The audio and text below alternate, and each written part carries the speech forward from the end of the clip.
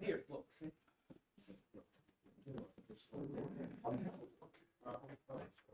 Yeah, that's what I said. All right, Shabbos, say good morning. Good morning. Let us begin. First, I want to take the opportunity, although for the last little bits we weren't doing Shara B'Tachon here before Shir, but Mazel Tov to those who finished Shara B'Tachon. Chovos Halavavos just yesterday. It was for many of us the first time learning this sefer in a deep and comprehensive way, and I think it was an incredibly rewarding and meaningful experience for so many of us. Today we are, Meretz Hashem, beginning Pirkei Avos with the parish of Rabbi Yonah. Actually, the first shir was posted already. So again, we are not going to be doing that before shir. Before shir, we're either going to go back to Sidkas HaTzadik, Meretz Hashem to finish up, or the truth is, there's another beautiful sefer called Bilvavi Mishkan Efna, which in Meretz Hashem we may start. So we're going to be doing something a little bit different at 5:45 in the morning, but I got a lot of pressure from the Hachzik people to continue doing Pirkei Avos. So Meretz Hashem, we're going to continue doing Pirkei Avos. So again, there's a separate WhatsApp chat for that, which I think many of you know about. If you want to sign up on it, again, I posted the link in the Daf Yomi chat as well. And it's on the podcast, Baruch Hashem. So just a wonderful, wonderful limud, making the most of Pirkei Avos and Meretz Hashem in the remaining summer months. I think it ends in about 2 months, 3 months, something like that. Yeah, okay, whatever it is. Anyway, so I will say, so Mazel Tov on that incredible accomplishment.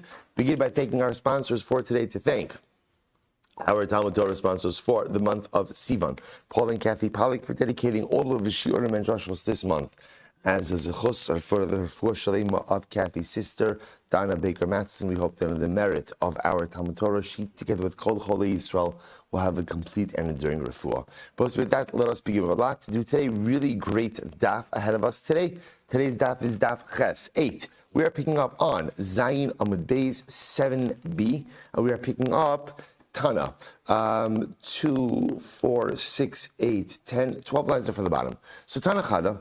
So ultimately, again, we have one brisa that says, Hamevi get bisvina, Kamevi be'eretz Yisrael. Well, it's an interesting case. What happens if you bring a get on a boat? You bring a get on a boat. Now, Rashi explains over here. If you look at Rashi, I will say is it's the first of the short lines that are not in line with the rest of the lines. If you notice that, if that makes sense. Hamevi get besvina, shenichtav besvina, v'chasakadaytcha de benaros de Eretz Yisrael ka'amar. Shabbos says, so what happens? This is like a get cruise, right? So you sign up for the get cruise, right? It was a good deal. It was a good deal, right? So single occupancy, right? So what happens? So you're riding a get on a boat. And the boat is traveling on the rivers of Eretz Yisrael. That's the assumption right now, that it's rivers of Eretz Yisraal. So we'll say, so the shaila is, what's the shaila? So is this considered to be a get written in Eretz Yisrael, or is this a get written in Medinas Hayam? Right? Is it written in Eretz Yisrael or overseas? What's the nafkamina? B'fanei nechtam. Good. So the Gemara says, so one brisa says, Hamevi get besvina kamevi be'eretz Yisrael. So one brisa says that if you bring a get on a boat, ultimately, again, in the waters of Eretz Yisrael, that is the equivalent of bringing a get in Eretz Yisrael. And therefore, Allah Chalamaisa, you don't have to say Farnei Nechtav. The Gemara Idach, another brisa says, Kimevi b'chutz la'aretz. No, that a get written on a boat in the waters of Eretz Yisrael, ultimately, again, has the status of a chutz la'aretz get. Okay, so we'll say two competing brises. It's not a contradiction. Harav Yehuda, Harabanan. It's two different opinions. We'll say, listen to this. This is not a very interesting case. Afar chutz la'aretz haba b'svina la'aretz. So we'll say, what happens? Listen to this case. If you bring dirt from chutz la'aretz to Eretz Yisrael in a boat, so what's the halacha? Chayiv b'meiser u'b'shvius.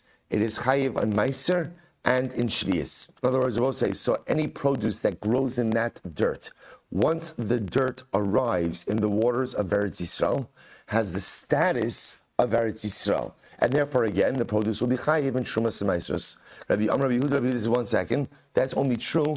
Bisman emasai, when is that true? Bisman shasvina go shashas. That's only when the boat, we'll say gosheshes means that the boat is hitting up against the riverbed. Right, the riverbed. Gosheshes right there, it's running up against dry land. Aval ina sina gosheshes, but if the boat ultimately is not running up against dry land, putter. Ultimately, again, the produce that grows in that soil is putter. So we'll say, so what's the machlokes over here? The Rabbanan hold that once you're in the waters of Eretz Yisrael, that's Eretz Yisrael. And therefore, again, the dirt that was transported from Chutz La'aretz to Eretz Yisrael is now Eretz Yisrael dirt. It's now Eretz Yisrael dirt. We'll see the svara. We'll see the svara. So we'll say, so that's what they hold. Therefore, Allah Lamaisa, that's called Eretz Yisrael dirt. That's called Eretz Yisrael dirt. So did I not turn it on? Okay, thank you. So I'll say that's called, thank you. That's called Eretz Yisrael dirt, right? So the Rabbi Huda, on the other hand, holds that Allah Lamaisa, no. Water is not called Eretz Yisrael. What's called Eretz Yisrael? Land. So if you're in the boat, as long as the boat runs up against dry land, that is going to be absolutely fine. Good. So the Gemara says as follows. So we'll say that's the reconciliation of the two brises. The Gemara says, good. Abai Amar, Havaha Rabbi Hudi. The truth is, both brises can be Rabbi Huda. So the Gemara, Velo Kasha, Kan Bizman Shena Sina Gosheshes, Kan Bizman Shena Sina Gosheshes. It could be Rabbosai that Allah Chalamaysa, we discount the view of the Rabbanon. And being in the waters of Eretz Yisrael is not like being in Eretz Yisrael. It's not like being in Eretz Yisrael, right? Rather against the brisa that says that writing a get on a boat in the water is like writing it in Eretz Yisrael. That's when the boat essentially again has, is running up. What's the word? There's a word for it.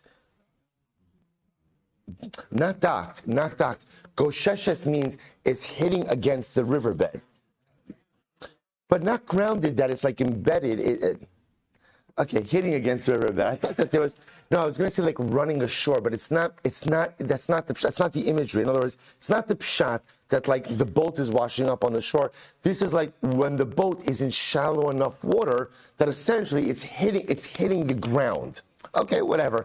Right? It's hitting the ground. So therefore, what I think wants to suggest, so remember, we want to say maybe the brice reflects the two brices reflect two opinions, Rabbi Huda and the Rabbanon. The Rabbanon are of the opinion that as long as a boat is in waters of Eretz Yisrael, then ultimately, again, that is enough. That is enough. We'll see what the logic of that is. Rabbi Huda, on the other hand, holds that halacha l'maisa, it has to be hitting the ground. The Gemara then says, no, maybe the two brices both reflect Rabbi Huda.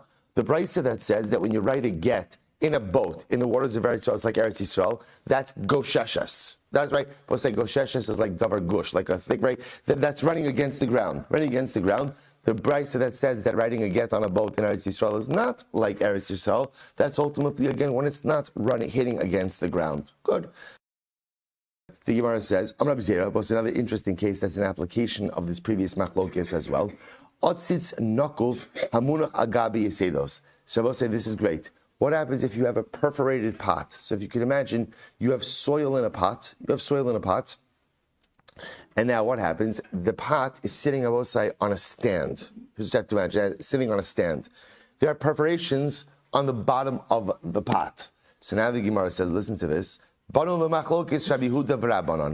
have now, this will effectively be the same machlokes Rabbi Huda and the Rabbanon. How so? Say, watch this. Look at the last Rashi in the daf.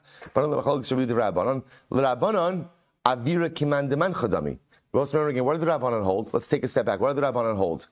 If you transport dirt from Eretz Yisrael, from Chutz La'aretz, you bring it to Eretz Yisrael. Right now, you're in the territorial waters of Eretz Yisrael. Produce grows in that dirt. According to the Rabbanon, what's the halacha? Chayiv in Trumas Maisrus. Why? Because the Rabbanon hold once you're in the waters of Eretz Yisrael, you're in Eretz Yisrael. What do you see according to the Rabbanon? That to be in Eretz Yisrael, or to be part of Eretz Yisrael, you do not have to be situated on the ground, on the earth of Eretz Yisrael. You just have to even be within the airspace of Eretz Yisrael. So therefore, again, the water is within the airspace of Eretz Yisrael, and therefore, Allah Chalamaysa, again, an otzitz nokov, a perforated flower pot, that is produce that grows in it, is considered to go ahead and get its nourishment from the earth. It's just like it's sitting on the ground itself, and therefore, Allah Chalamaysa, chayiv in whatever trumas amaisrus. The Gemara says, conversely, Rashi says, Rabbi Huda, lo mechayiv b'maisim midaraisa ad deman cha'arar. So what did Rabbi Huda say?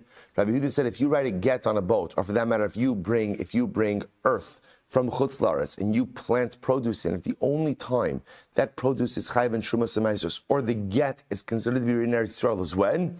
Go sheshes. That's the word to always remember, go sheshes. It's running aground. It's running aground. It's hitting the ground. So Rabbi Yehuda would hold that a perforated flower pot, ultimately again, that would not be chayv, that which grows in it would not be chayv and shumas and To which the Gemara says, by the way, Amar Rava Dilma Lohi. No. Leave that aside.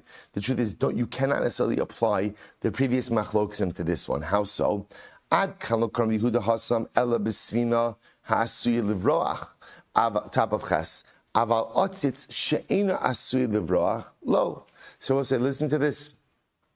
Rabbi Yehuda would say like this. Rabbi Yehuda would say, the reason why I feel that ultimately, again, that the boat needs to kind of hit up against land is because a boat, by definition, is mobile. So because it's mobile, until it hits up against land, gosheshes, it can't be considered to be in Eretz Yisrael.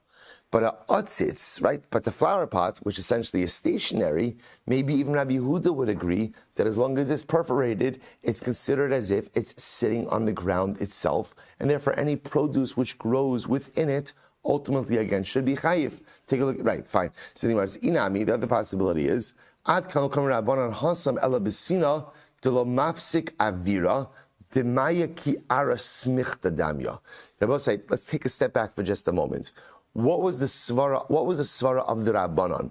Ultimately, again, to say that either a get written in a boat, right, in the waters of Eretz Yisrael, is like it's written in Eretz Yisrael, or for that matter, again, earth transported from Chutz La'aretz to Eretz Yisrael, and something now it's in the waters of Eretz Yisrael, something grows in it, that it should be chayv like Eretz Yisrael produce. What's the logic?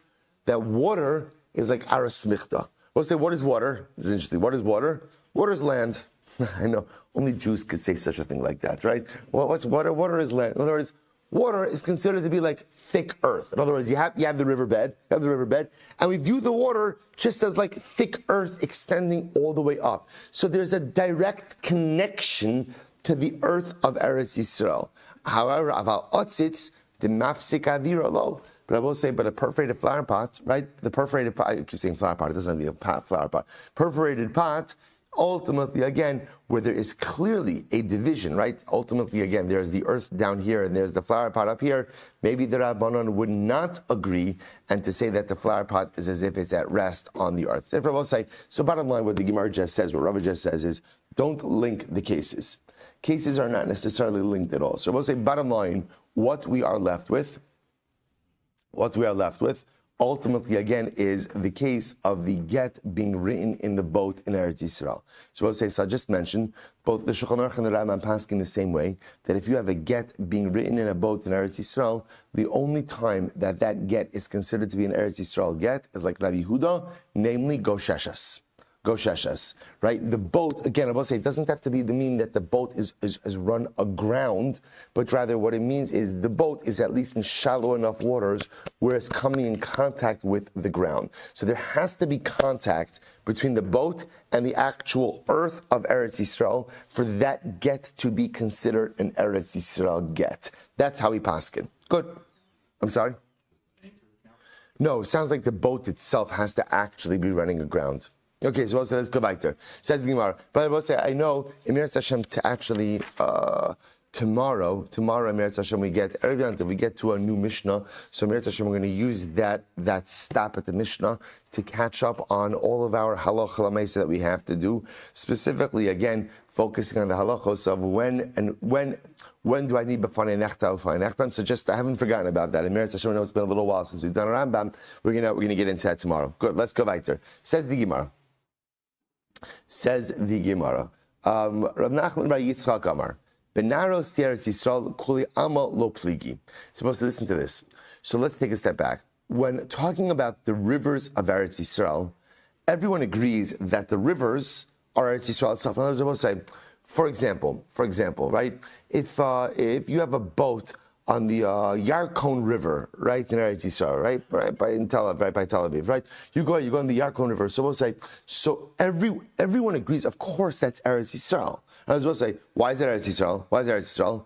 It's landlocked. In other words, this, just to be clear, what Rav Nachman Yitzchak wants to say is, this is not a din in water. It's not a din in water. So, for example, if you have a river that ultimately clearly is within the territorial borders of Eretz Yisrael, everyone will agree that if you go on you go on a river boat to write a get, right? That is certainly an Eretz Yisrael get. Right? That's not the machlokes. We'll say, watch this. So what is the machlokes? Elaki pligi biyam agadol. We'll say, what's the machlokes? Writing a get where? On the Mediterranean. That's going to be the machlokes. So the Gemara says, so listen to this. Keep looking at the Sanya. Ezu Eretz Yisrael, ve'ezu Chutz La'aretz. So we'll say, what is considered to be the boundaries of Eretz Yisrael, and what are the boundaries of Chutz La'aretz? So we'll say, so I put out on the chat. So the Koren Gemara, the Steinsaltz Gemara, has a good image of these images. We're not really going to delve into the geography, but you could access the image a little bit to kind of get a better perspective as to what the Gemara is talking about. So I'll say, so watch this. Ezu Eretz Yisrael ve'ezu Chutz La'aretz. What is Eretz Yisrael and what is Chutz La'aretz? Kol sheshofea v'yoret miture Amnon v'lifnim Eretz Yisrael. So we'll say, so essentially we look at Ture Amnon, right? The Amnon mountain range. You could see, actually, I'll just let me pull it up over here as well. Good. So also you could see, if you're looking in the image that I sent out, so you could see over here, it's in the left-hand image where you see Ture Amnon. Ture Amnon. So also you could see it again all the way on the north of Eretz Yisrael. So there's a mountain range there, the Ture Amnon mountain range. So what are the borders of Eretz Yisrael? So from the Ture mountain, from the peaks of the Ture mountain, from the peaks of the Ture Amnon range and sloping inward, that's Eretz Yisrael. Kol sheshofeh v'yor miture Amnon v'livnim Eretz Yisrael, miture Amnon v'lachutz chutz la'aretz. But from the Ture Amnon range, and obviously from the peak, we'll call it sloping out. Ultimately, again, that is Chutz La'aretz.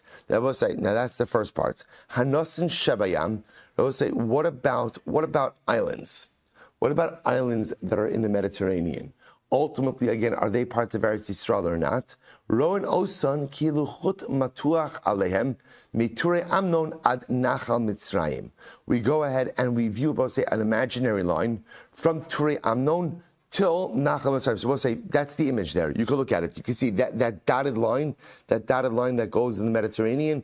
Ultimately, again, that's the border. That's the border. So we'll say, so essentially you see what we're doing over here? We're just drawing a line between the two land borders of Eretz Yisrael, so Ture Amnon and Nachal Mitzrayim, and kind of anything within that line in the Mediterranean is Eretz Yisrael. Anything outside of that line is Chutz La'aretz, is Medinas Hayam. So from the imaginary dotted line, on the inside is Eretz Yisrael. So minachut v'lachutz Chutz La'aretz. From the dotted line outside, ultimately is going to be Chutz La'aretz. Okay, so we'll say, so this is interesting. So therefore, what you see according to this approach is that halacha l'maisa, only the part of the Mediterranean that essentially is encompassed between the imaginary lines between the land borders is Eretz Yisrael. Anything outside of that area ultimately is going to be Chutz La'aretz. So the Gemara says as follows. So the Gemara says, Rabbi Huda, this is incredible. So Rabbi Huda Omer, Kol shekeneged Eretz Yisrael, harehu ke'Eretz Yisrael. We'll say, so Rabbi Huda is actually of the opinion that halacha l'maisa, any part of the Mediterranean opposite Eretz Yisrael is like Eretz Yisrael. So I will say, just to show you what this means, take a look at Rashi. So Rashi is in the second wide line. Rabbi Huda, not of the widest lines, the intermediate lines. Rabbi Huda Omer, Kol hayam shekeneged avir shel Eretz Yisrael, va'afilu ad okainus lema'arav shu b'sof ha'olam haru ke'Eretz Yisrael. He will say, the entire Mediterranean Sea, opposite the land borders of Eretz Yisrael. He says, as far as the Atlantic Ocean, right, and that entire area ultimately belongs to Eretz Yisrael. He says, Shubasov Olam, Harikar Soshinemar, Yamagadol, Gvul Hai, Ugvul Kra Yiseru. So we'll say, so again. So we'll say, this is pretty dramatic. So we'll say, just want to point out just the differences of opinions over here, right? Ultimately, again, so the first opinion is saying that essentially we look at the land borders of Israel, the north-south borders, or the east-west borders. Right? So we have Turei Amnon, Nachal Mitzrayim. Draw your imaginary line down there. Whatever part of the Mediterranean is encompassed in that, that's Eretz Yisrael. Outside of that land, that's not Eretz Yisrael. People are saying, no. The border of Eretz Yisrael and the Mediterranean is the entire Mediterranean that runs opposite the land, the actual physical land of Eretz Yisrael, as far out as it goes. Rashi Gemara says, Shneimar, Ugvul Yam, V'haya lachem hayam hagadol, Ugvul zeh yelachem Gvul Yam. Incredible. So I'll say, so ultimately again, so he understands from the pasuk in Bamidbar, Ugvul Yam, right, the boundary of the sea, V'haya lachem hayam hagadol, Ugvul zeh Yulachem Gvul Yam. Now, what is the Gvul Yam? What is the boundary of the sea? The entire Mediterranean opposite the land borders of Eretz Yisrael. It's incredible. Va'nosen Shebet Tzadin. Now, we'll say, now here's the difference. So remember that works. So essentially, therefore, any islands in that area will also be considered to be like Eretz Yisrael. Any islands on the side means they're in the Mediterranean, but they're not opposite the direct land borders of Eretz Yisrael. Roin osan ki'ilu chut matuach aleim mi kafluria va'ad yam okainos umi nachal mitzrayim va'ad yam okainos. So we'll say same idea. What we're doing is we're now drawing this imaginary line. Minachut v'lifnim Eretz Yisrael. Ultimately, again, from the imaginary line on the inside of Eretz Yisrael.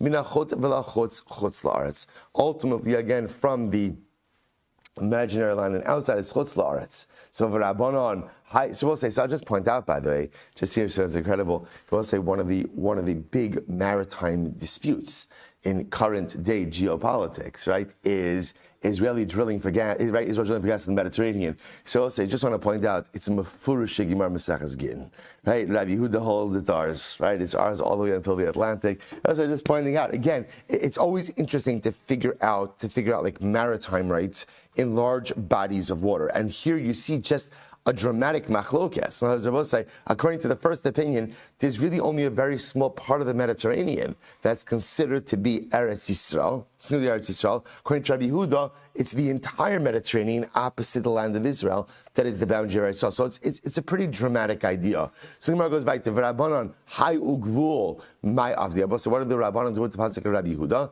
Mibayle Linosin. Ultimately, I will say the Rabbanan use it to say that islands that are within the boundaries of the Mediterranean, ultimately, again, are parts of Eretz Yisrael. Rabbi Yehuda, Nosin Lo Tzrichi Krag. Rabbi Yehuda says you don't need a pasuk for that. That's obvious. In other words, if the body of water is in the territorial area of Eretz Yisrael, then what? Certainly any islands that are within that body of water are certainly parts of Eretz Yisrael as well. Okay, incredible. So I just want to point out, the only reason this is coming up, right? It's always sometimes good, like to kind of trace our train of thought over here. So why is this here? This is all here because Hamevi get besvina, right? That's where we got into this. You're riding a get in a boat, right? Again, we assumed it was the waters of Eretz Yisrael. So we'll say, so now again, once that happened, trying to figure out what are the waters of Eretz Yisrael. Good. So I'll say, so just 2 points, really 2 points to ponder. Number one, everyone agrees that if you're riding a get on a boat in a landlocked river of Eretz Yisrael, then of course that is an Eretz Yisrael get. Therefore, b'fanei nechtam is no longer needed. So everyone also agrees that if you rode a get on a boat in Chutz La'aretz and the boat comes into Eretz Yisrael, that's a Chutz La'aretz get, and therefore will require b'fanei nechtam. What's the machlokes case? You ride a get essentially on a boat in the Mediterranean. That's our machlokes case. Rabbanan say as long as you're within the territorial borders of Eretz Yisrael, it's an Eretz Yisrael get. Rabbi Yehuda says you need gosheshas. You need to be coming up on land in that boat. And again, as I mentioned before, the Rambam paskins like Rabbi Yehuda requires gosheshas. Incredible. Let's go weiter. So we'll say, so listen, very interesting case now. Rabbi Meir says, Akko is like Eretz Yisrael. Now remember, we had a machlokes in the Mishnah, right? Remember, the Mishnah outlined the borders of Eretz Yisrael for Gittin purposes. Remember, as we already saw in yesterday's daf, the borders for Eretz Yisrael, for Gittin, are not necessarily the territorial borders, ultimately, again, for itself. For example, yesterday's daf we saw that, in fact, there's a city of Kziv, right? And Kziv was even more north than Akko. In any event, what the Mishnah was telling us was that halacha for Gittin purposes, Akko is the northernmost border. The Rabban Tanakama held Akko itself was considered like Chutz La'aretz. Rabbi Meir held that Akko is considered to be like Eretz Yisrael. So we'll say, watch this. Now we're going into a different topic based on this. Rabbi Meir, listen to this. Hamocher avdol Surya. We'll say, what happens if a person goes ahead and sells his servant to Surya? Now we'll say, what's Surya? So Syria, right? In other words, a land north of Eretz Yisrael, a land north of Eretz Yisrael. And I will say, we're going to see why this is complicated in just a moment. Somebody sells his evet to Surya. Is that considered like a person has sold their eved to Chutz La'aretz or not? Now I will say, what's going on over here? Take a look at Rashi. We'll see Rashi's 3 lines down into, actually let's just do it like this. 6 lines up from the bottom of the page. Surya, he Aram Sova. Surya is also known as Aram Sova. The Kivsha David Ba'osifa Aritzah. And I will say, here we go. David HaMelech conquered Surya. So I will say, so now we're going to talk about this later on, but the conquering of Surya was what's called the Kibush Yachid. This was not a Milchemes Mitzvah. This was a war that David HaMelech decided to wage on his own. Right? Why did he decide to wage it on his own? To expand the territorial borders of Eretz Yisrael. That's why he did it. So we're going to say that there's a difference between a kibush rabbim versus a kibush yachid, a war that is waged. Let's say again with the Sanhedrin, right? Because Akash Baruch Hu commands us to go to war. Those types of war, and if we annex area, that area most definitely becomes part of Eretz Yisrael proper. The shaila is when you annex land based on kibush yachid, individual conquest. Does that become part of actual territorial Eretz Yisrael from like a Kedusha perspective as well? So this is the ongoing machlokes. So David HaMelech conquers Surya, Aram Sova, and he adds it on to Eretz Yisrael. So we'll say, so now here's the Shaila. Rashi says, Kimocher kichutz la'aretz. Rashi says, Utran l'kamon, hamocher avdo l'chutz la'aretz. We'll say, we're going to see something incredibly amazing. If you sell your servant, if you sell your servant to Chutz La'aretz, so I will say, imagine for a moment again, I have a servant, I have an eved, I sell him to Chutz La'aretz. What's the halacha? Yatzal Cheiros. I will say, we're going to see he immediately goes free. The kansinan lelokeach mishum de eved shayich b'mitzvus v'asr lot seis mi Eretz Yisrael l'chutz la'aretz. We'll say, what a profound statement. So there's a penalty. You're not allowed to go ahead and sell your slave from Eretz Yisrael to Chutz La'aretz, and if you do so, you're depriving him of the performance of certain mitzvos. The penalty for that is he goes free. That's the penalty. So we'll say again why that is, how that works. We're going to talk about it later, sugya. But here's our shaila. What happens if I sell my eved? I live in Eretz Yisrael. I live in Eretz Yisrael. I sell my eved now to someone in Aram Sov, in Surya. So we'll say again, what's Surya? Conquered by David HaMelech, annexed to Eretz Yisrael. So is that considered as if I have sold my evet to Chutz La'aretz or not? Samoch Abdul Surya, Kimocher b'Chutz La'aretz Dami Olo. Amar Lahu. Tunisia, we learned this, right? Meir Omer Akko Eretz Yisrael Gittin. And Meir said Akko is like Eretz Yisrael for Gittin. Gittin in La'avadim Lo. But so what do you see from here? That even according to Rabbi Meir, for all other matters, Akko was considered to be in Chutz La'aretz, right? Even Rabbi Meir was only saying Akko is like Eretz Yisrael for Gittin, but certainly again for other matters, Akko was treated like Chutz La'aretz.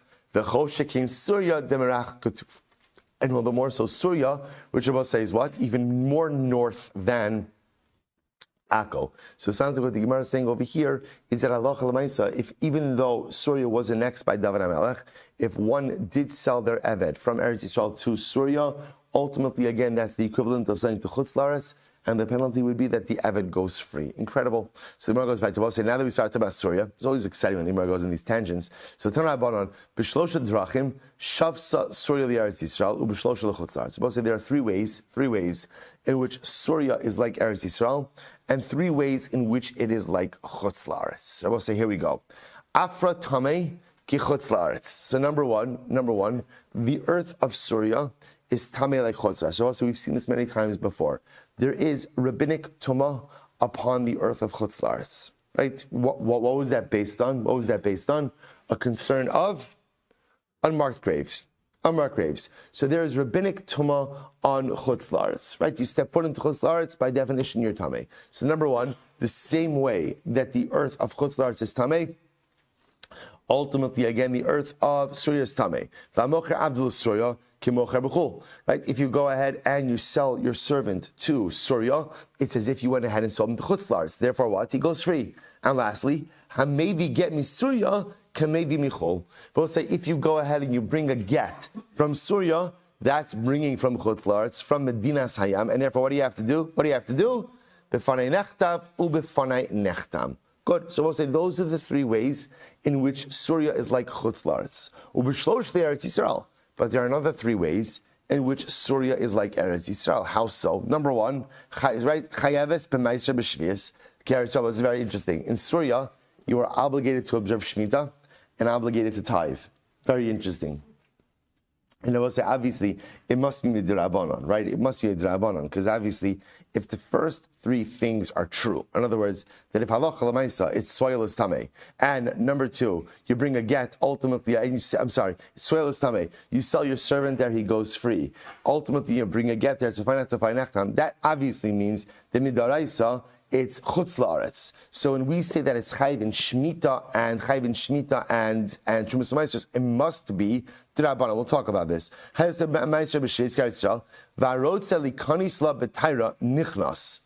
we'll say this is inherently contradictory. It says literally, if you want to come in there, if you want to come into Syria in a state of ritual purity, you can. You can. And I will say, the reason why does that not seem to make that much sense? Because what did we just say before? That when you go into Syria, it's like entering into chutz la'aretz. What happens after you enter into chutz la'aretz? What happens? Tumah. Okay, so we'll discuss it in just a moment. Va'kona b'Syria, kekona b'para'ari Yerushalayim. Right? And if you go ahead and you purchase ultimately again land in Syria, it's as if you are purchasing land in. Oh, I just realized I wanted to share something with you. Okay, if we have time, it's ki'ilu, you are purchasing it in the provinces of Yerushalayim. Good. Okay, we'll come back to just a moment. Right. So we'll say three things. Right. So three things. Halacha l'maisa. 3 ways. Let's go through this again. 3 ways in which Syria is not like Eretz Yisrael. Number one, its earth is tamei. Number two, if you sell an eved to Syria, it goes free. Number 3, if you bring a get from Syria, say 3 ways in which Syria is like Eretz Yisrael. Number 1, it's chayiv in meiser and shmita. Number 2, if you want to go in there in Tara, you can go there in Tara. Number 3, if you buy a field in Syria, that is the equivalent to buying a field in the provinces of Yerushalayim. Okay, so I'll say now let's analyze. Here we go. So it says the Gemara. Let's go through the 3 in which it is like Eretz Yisrael. Chayeves b'meiser u'b'shvius. So I will say, ultimately, again, it's chayiv in meiser and shvius, right? Eretz Yisrael. Why? Kasavar kibush yachid shmei kibush. Ultimately, again, he holds, because this opinion holds that halacha l'maisa, the conquering of an individual, right? Kibush, I mentioned this before. Kibush yachid means that the conquering done by an individual, as opposed to by the nation, is still considered to be a legitimate conquering. Look at Rashi, Kibush yachid, the David, Shalo hayu kol Yisrael biyachad, so we'll say, this is an interesting distinction. So for example, when Yoshua comes into Eretz Yisrael, right, beginning of Sefer Yoshua, and conquers the land, so we'll say that was a national endeavor. Not only did the entire nation participate, but remember again, HaKadosh Baruch Hu is involved, the Navi's involved, right, the Kohen Gadol's involved.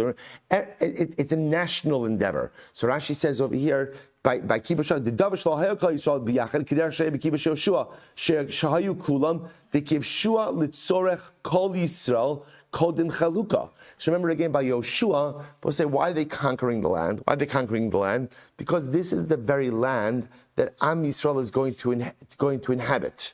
right? This is our primary national domicile. He says, Aval David lo kavash el litzarcho.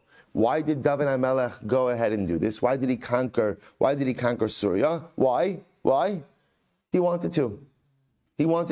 Never say. Now again, remember, that's not an illegitimate reason. Just to point out, right, the king does have the power to wage wars. So Lamaisa, again, if he wants to expand the territorial borders of Eretz Yisrael, either for security or for commerce, for taxes, for whole. So again, that's a strategic decision that the king has the ability to make. Again, he can't go rogue. He still has to ask permission before going out to war.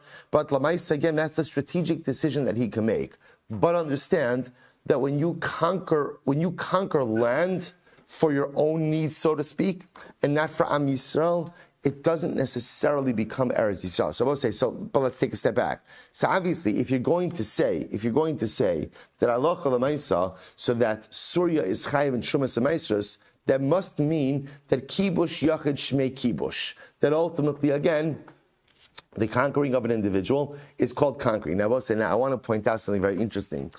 Obviously, what they're saying when they say over here, Kibush Yachid Shmei Kibush, it must mean midrabanan, right? In other words, it can't be that like legitimately it's Eretz Yisrael. Because also remember again, if Syria is totally Eretz Yisrael, then what?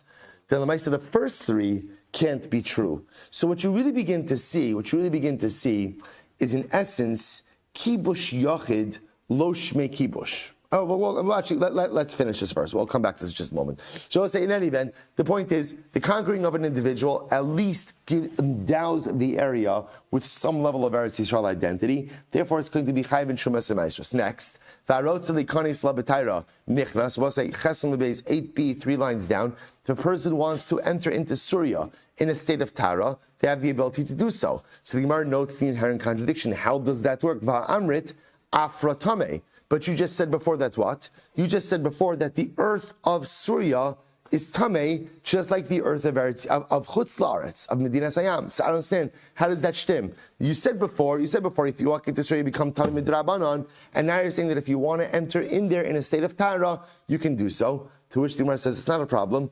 Beshida, Teva, Umigdal. So this is very interesting. You could enter in, literally what says Shida, Teva, Umigdal. Ultimately means like a cabinet, a trunk, or a closet. In other words, that if you enter into Syria in a box, right, essentially in a box, right? So now, by the way, it's not so crazy. It could also mean a wagon, right, or an airplane, right? So in other words, right, you enter in a box, then Allah Lamaisa, you don't contract Tumah. Now I'll say, now watch this. The Sanya is fascinating. Hanichnas. And Rashi points out over here, Beshida Teva Umigdal, Vinosim Osa Ba'avir. I'm being transported in the airspace of Chutz La'aretz, or I should say of Syria, and ultimately again not on the ground. Desanya, listen to this. Desanya, Hanichnas La'eretz Ha'amim. If one goes ahead and enters into Chutz La'aretz, Beshida Teva Umigdal, even in a box. Right in a box, Rebbe Mitame. Rebbe says I'm Tame. Rabbi Yossi Rabbi Yehuda Matar. Rabbi Yossi Rabbi Yehuda says that I'm Tar. Rabbi say, now watch this. Rebbe says I'm Tame. Why? Because Avir, because ultimately airspace of Chutz La'aretz also is Matame. What about the fact that effectively I'm in an ohel, right? I'm in a structure. Rebbe holds ohel zrok lo shmei ohel. Rebbe holds that a movable structure is not considered to be a barrier. It's not considered to be a legitimate halach structure. Rashi says this over here. Rebbe Metame, kasavar ohel zrok lo shmei ohel. He holds that literally a movable tent is not considered to be a tent, i.e. is not a barrier.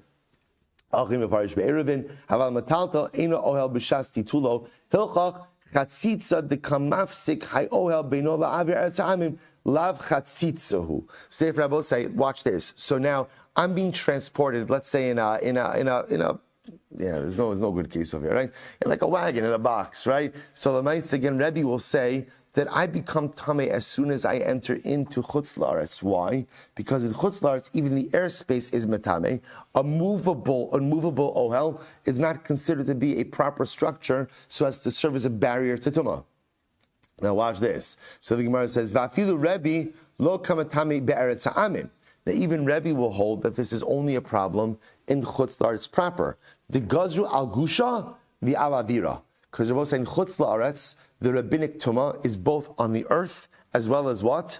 On the airspace. Aval surah al gusha gazru al avir lo gazru. This is fascinating. So on Surya, right, on Surya and on Silva, Chazal only were gozer on the earth, not on the airspace. Not on the airspace. So I'll say, so absolutely fascinating. So therefore on Surya halacha l'maisa, again, that's what it means, by the way, when it's now I can reconcile the two. So in the first part, when it was saying how Surya is different from Eretz Yisrael, so if you go into Surya and you walk on the ground of Eretz Surya, what's the halacha? You are rabbinically tamei. But what about in the second three things, where it's comparing it to Eretz Yisrael? So one of the ways in which I compare it is what? That you could enter it in Tara. So I understand, how can you enter into Surya without contracting Tumah? How can you do that? Don't step foot on the ground. Enter into the airspace. If you enter into the airspace, so if you are transported in a box, ultimately again, and not on the ground, halacha l'maisa, you would not contract tumah. Fascinating. And we'll say, look at this last one. Vakona sada besurya, kekona beparari yushalayim. So this is interesting. And if you buy a field in Surya, it's as if you're going ahead and buying it in the provinces of Yishalayim. What does this mean? They will say, this is fascinating. Lemay hilchasa. What exactly is the ramification of that? Get ready for this. Amar of Sheshis Lomar, shekosvin alav ono va'afilu b'Shabbos. They will say, what it means is, you can write a document of sale for it, even on Shabbos. Wow. That if you want to buy land in Surya, right, and there is a deal to be made, you could even write that document on Shabbos. Why? Why? Because buying land in Surya is like buying land in Eretz Yisrael. Which the Gemara says, the Shabbos? Really? You're allowed to write up a document to purchase land in Surya. Even if Surya is like Eretz Yisrael, you're allowed to go ahead and write up a document to purchase land in Eretz Yisrael on Shabbos. Listen to this. Oh, let's say, what's the case? You could instruct a non-Jew to write up a document of sale to purchase land in Eretz Yisrael on Shabbos. Hachanami Omer la'ovid kochavim va'oseh. So what's the Gemara is saying is like this: if there is a deal, say it's actually a fascinating halacha, but essentially what the Gemara is saying is like this: if there is land to be had, right? You have the opportunity to buy land in Eretz Yisrael, and there is a significant concern that if you wait until after Shabbos, that land is not going to be there. You can go ahead and ask a non-Jew to go ahead and draft a bill of sale on your behalf in order to seal that deal. What the Gemara says over here is the same way that applies to quote-unquote the provinces of Yerushalayim, it applies to Surya as well, telling me that Surya is in fact part of Eretz Yisrael. The Gemara said, but one second, I will say, but 1 second, it's telling a non-Jew, right? We did this extensively in Smichas Chaver. Instructing a non-Jew to do malacha, we'll say, is a shvus. What does it mean, a shvus? A dirabanan. Right? Midoraisa, on a biblical level, I, the Jew, can't do malacha. Right? Midoraisa, can I instruct a non-Jew to do malacha on my behalf? Midoraisa? Yeah. Chazal said, no, you can't. You can't ask a non-Jew, you can't ask a Gentile to do malacha for you. Anything you can't do yourself on Shabbos, you can't instruct a non-Jew to do on Shabbos. So 1 second, how could I instruct a non-Jew to write up this document? So the Gemara says, Mishum Yishuv Eretz Yisrael Lo Gaz Rabbanon. What a Gemara will say. So remember again, instructing a non-Jew to do malacha is an Isser D'Rabbanan, a rabbinic prohibition. So essentially what Chazal said is for the sake of inhabiting the land of Israel. Ultimately, again, they were not gozer in this case. So when it comes to Yishuv Eretz Yisrael, when it comes to inhabiting Eretz Yisrael, purchasing land in Eretz Yisrael, ultimately, again, the rabbinic prohibition of instructing a non-Jew to do malacha does not apply. And therefore, again, I will say, if there's an opportunity to buy land in Eretz Yisrael on Shabbos, I could actively instruct a non-Jew to write up that bill of sale. This is all assuming it can't wait till after Shabbos. And the Gemara says in the same way that ultimately, again, you could do that in Eretz Yisrael, you could also go ahead and do that in Surya, which tells me what I was saying, which tells you that halacha l'maisa, Surya is part of Eretz Yisrael. So I will say, there is a beautiful, beautiful idea that I saw brought down in the name, I forgot just to print it out, in the Likutei Imrei Chaim, the Vision of Rebbe. And the Vision Rebbe says, so let's say, so many opinions. Well, we're not getting into the halacha l'maisa right here, but many opinions. The fundamental machlokes is: do we say kibush yachid shmei kibush or lo shmei kibush? Ultimately, again, kibush yachid means the conquering of an individual. Does it go ahead? Is that called conquering or not? So listen to the words of the Rebbe. The Rebbe says, The Rebbe says, so the majority of poskim actually paskin kibush yachid lo shmei kibush. Conquering of an individual or by an individual, ultimately again is not called conquering. So the Rebbe says something so beautiful. He says, Mi shekovesh umashlim rak es atzmo.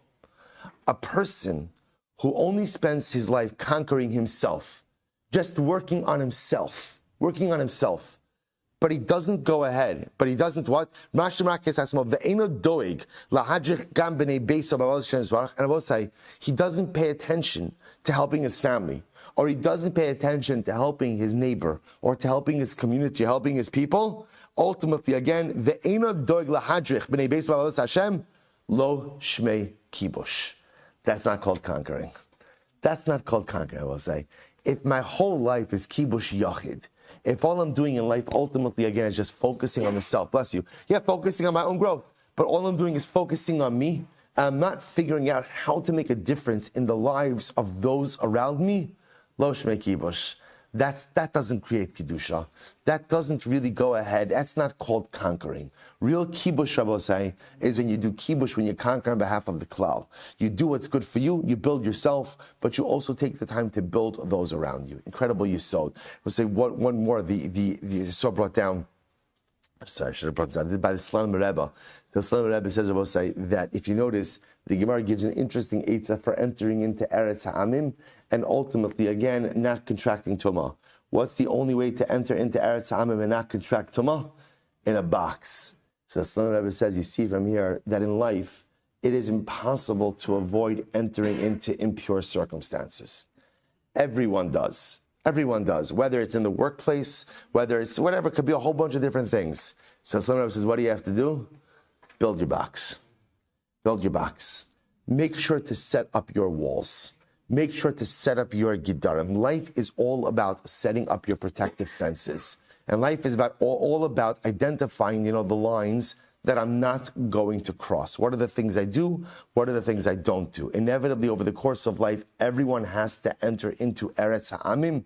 But if you build your box, if you build your giddarim, if you build your personal strictures and the lines you will not cross, then you will be able to operate in Eretz Ha'amim without contracting the Tumah. An incredible, incredible idea. Let's go back there in another minute. Says the Gemara, Tana Avanan, Eved, Shehevi Gito, this is another interesting case. So I'll say,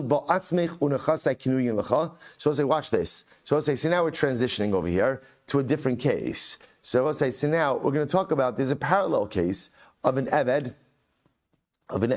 who brings his document of emancipation, right? An Eved, in order to leave servitude, requires a get shikra, a document of emancipation. We're going to see that, interestingly enough, a get shikra, right, and a get, like a divorce get, share many common features. So if an Eved goes ahead and brings his get, right, Eved Shevi Gito, an Eved brings his get, and Kasabon, it says in that get, Atzmech, you Eved, unechasai, and my property, Kinuyin Lecha, are acquired to you. Atzmo kana, nechasam lo kana.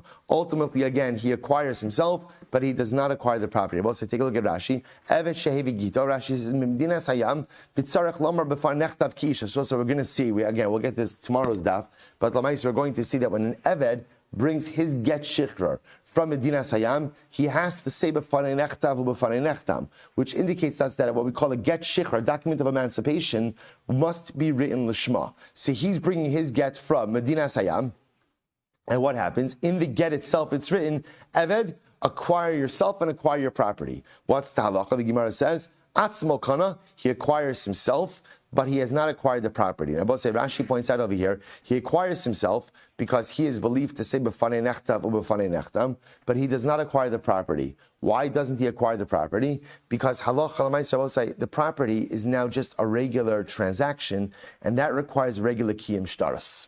And he is not enough to establish regular kiyum shtaros. So it's fascinating. For himself, he's believed. For the property, he's not believed. All right, so we're going to stop over here for today. We'll let me pick up at these two dots tomorrow. Shkoyach. Incredible. Incredible, incredible.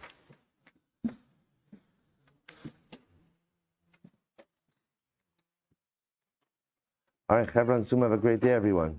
Good to see. What a strong Eretz Yisrael contingent we have today. Mamish, beautiful. Beautiful. Shliach's coming. More people on Zoom from Eretz Yisrael than from Chutz La'aretz. All right, so I'm going to take the sign. Take the sign. Good morning. Yes.